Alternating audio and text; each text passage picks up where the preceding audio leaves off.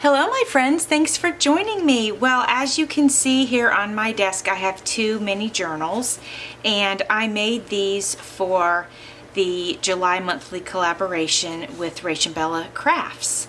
And so these were my mini journals that I made.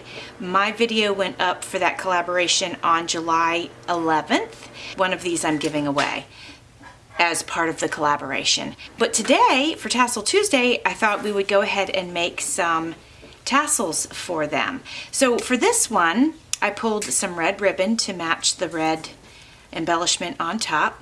And then I pulled some tiny neutral ribbon. And then this ribbon actually matches what's here on the side. So I thought we would put some of that in the tassel. And then I took some of the fabric from the cover and I tore that, so we're going to use that in that tassel.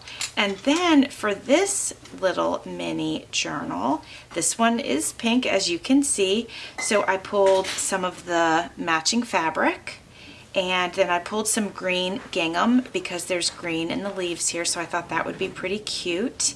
And I have some white very fine satin ribbon and some of this fine lace here, and then also I thought it'd be pretty if we put some pearls in it because each of these flowers has a pearl in the center. I also pulled some of this white, it's like yarn but it's real decorative, and if it'll fit we'll do it. If it's too big or it clashes, we won't use that. Well, let's get started.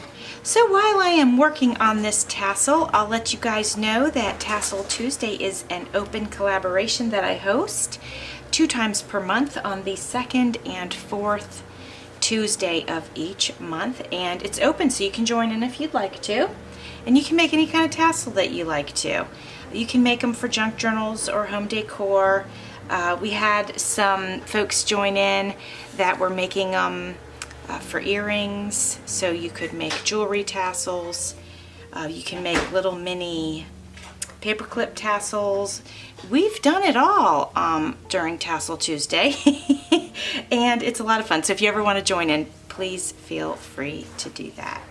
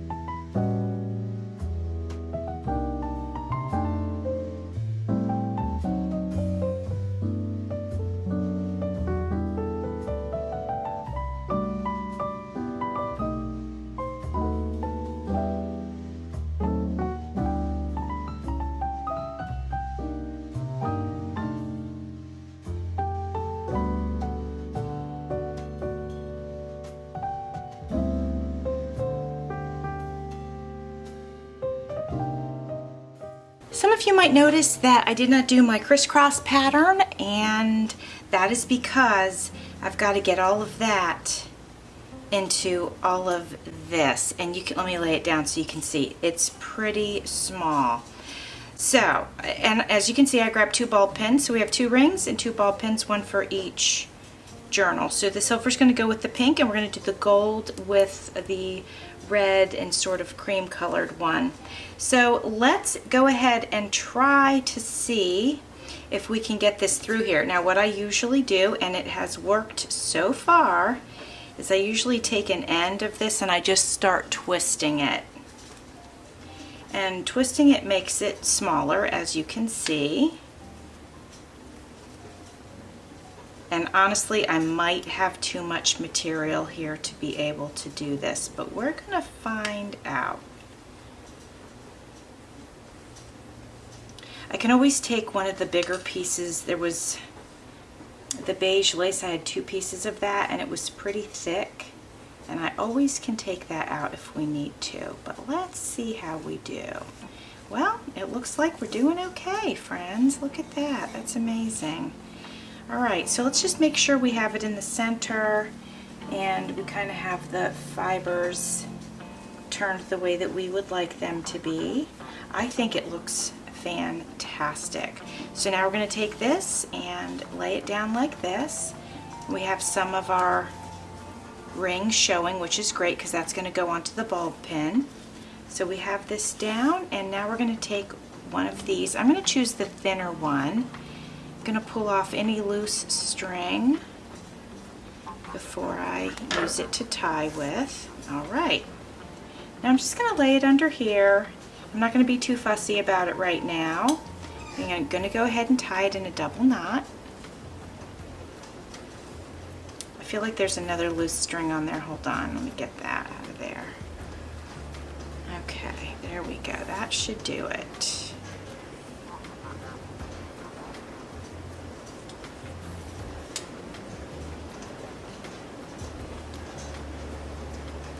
Now I've got the first tie done. It's not double knotted yet, but before I double knot it, I'm going to go ahead and tug on my fibers real gently, but just enough to sort of pull them down into place.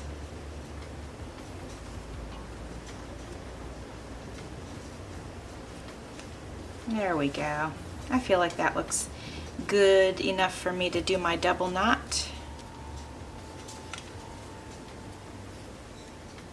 All right. Now I'm just going to take this bulb pin, open it up, put the ring right there, and that's how we'll end up attaching it to our journal.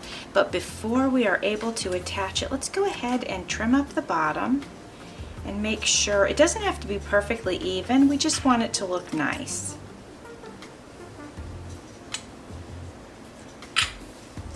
Don't want anything, you know, hanging too long. All right, I'm gonna hold this up and you guys won't be able to see it, but I'm gonna hang it from my camera stand.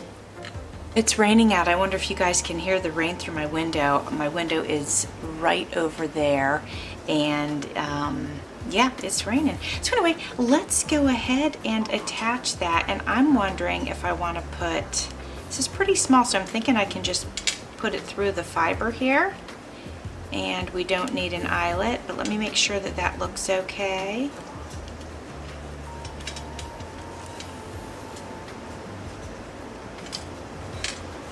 Oh yeah, that's pretty cute. Let me see. Yeah, look at that. Okay, so here it is. It's just hanging like that. What do you guys think? I think it looks pretty stinking cute. It's very simple, but very pretty. Okay, I'm gonna make the pink one now, and then I'll show it to you when I'm done. All right, my friends, here is our other little tassel, and it just, I think it goes perfectly with this cute little journal.